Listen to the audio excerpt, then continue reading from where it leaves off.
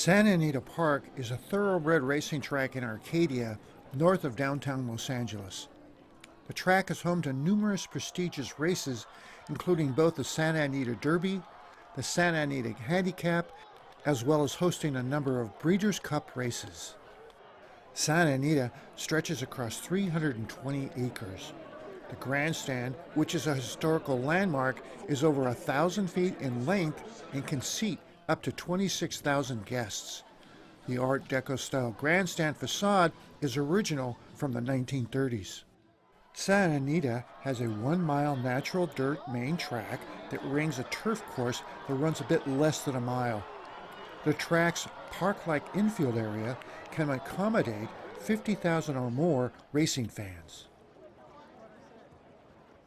The horse racing season usually runs between Christmas Day until mid-June. There are usually 9 races that take the better part of an afternoon to run. The races run about every 30 to 40 minutes. The storied Santa Anita racetrack was originally built in 1904 by the founder of Arcadia, Elias Lucky Baldwin. Baldwin actually lived just next to the racetrack, where today is the Los Angeles Arboretum. In the 1880s, Elias Jackson Lucky Baldwin was the wealthiest landowner in Southern California, owning more than 40,000 acres in Los Angeles.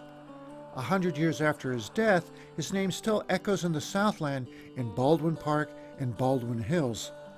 He earned his nickname Lucky after returning from an overseas trip to discover his stocks had quadrupled in value. Baldwin purchased the Santa Anita Ranch for $200,000.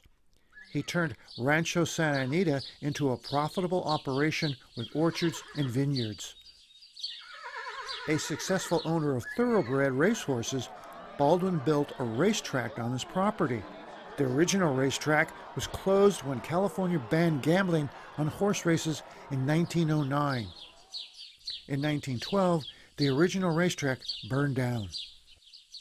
The proposal to build a new racetrack began in 1932 when Anita Baldwin, daughter of Lucky Baldwin, sent a letter to the Arcadia City Council expressing a desire to change the zoning laws on the southwest portion of the Baldwin Ranch property. In 1932, there were a couple of groups that planned to open a racetrack in California. One headed by San Francisco dentist Dr. Charles H. Strube, and a Los Angeles group headed by movie producer Hal Roach. The two groups joined together to form the Los Angeles Turf Club, which hoped to open their racetrack in Arcadia. In 1933, California again made horse racing legal, and the California State Racing Commission granted a racing permit to Los Angeles Turf Club to build a new racetrack in the city of Arcadia. With the change in the zoning laws, Anita Baldwin sold the land to the Los Angeles Turf Club for construction to begin on Santa Anita Racetrack.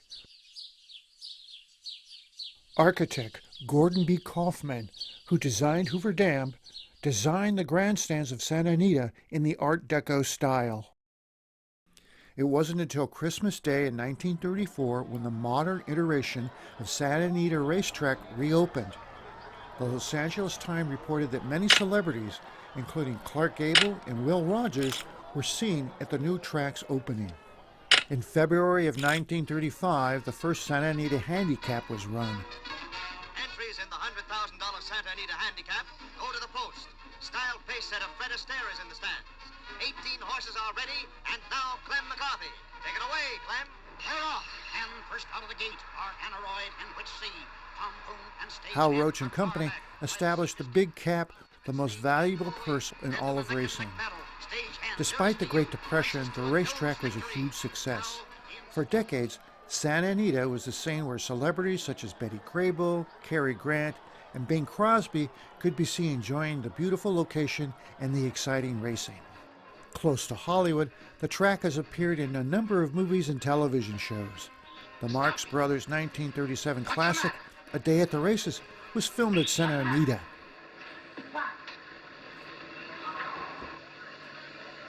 It's gone. The race is going to start. Hollywood notables have owned racehorses that competed at Santa Anita, including Bing Crosby, Louis B. Mayer, Errol Flynn, and Spencer Tracy. The racetrack has served many purposes over the decades. In 1942, during World War II, racing was suspended in Santa Anita, and its facilities were used as a Japanese internment camp. The horses were moved out, the track shut down, and the park's extensive grounds were used by the War Department to temporarily house thousands of people of Japanese descent.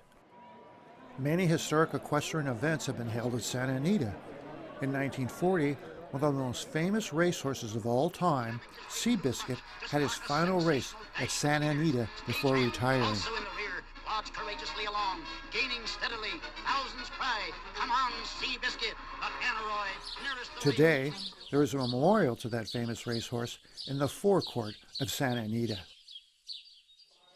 The track reopened in 1945 and entered a very successful post-war period. Through the 60s, 1970s, and 1980s, the track drew large crowds. In 1985, the track set an attendance record of 85,527 people for the Santa Anita Handicap Day. While the racetrack could still draw crowds, the state of California passed laws allowing off-track betting. Since then, attendance has fallen about 30%. Santa Anita Racetrack is a reasonably priced attraction to have a fun afternoon. Parking at $5 to $10 is not expensive. The park has an old-school charm and is a surprising family-friendly atmosphere and a relaxing afternoon experience. Betting begins at $2, so you can gamble a bit without losing a lot of money. Horse racing is surprisingly fun, even more when you bet a few dollars on a race and become more engaged. A well-spent 3 to 4 hours hanging out with friends to watch beautiful animals racing under the sun in beautiful Southern California. Santa Anita Racetrack is a winner, one of the most beautiful racetracks in the country. This amazing destination, it has everything: value, beauty, and excitement. Truly a one-of-a-kind place.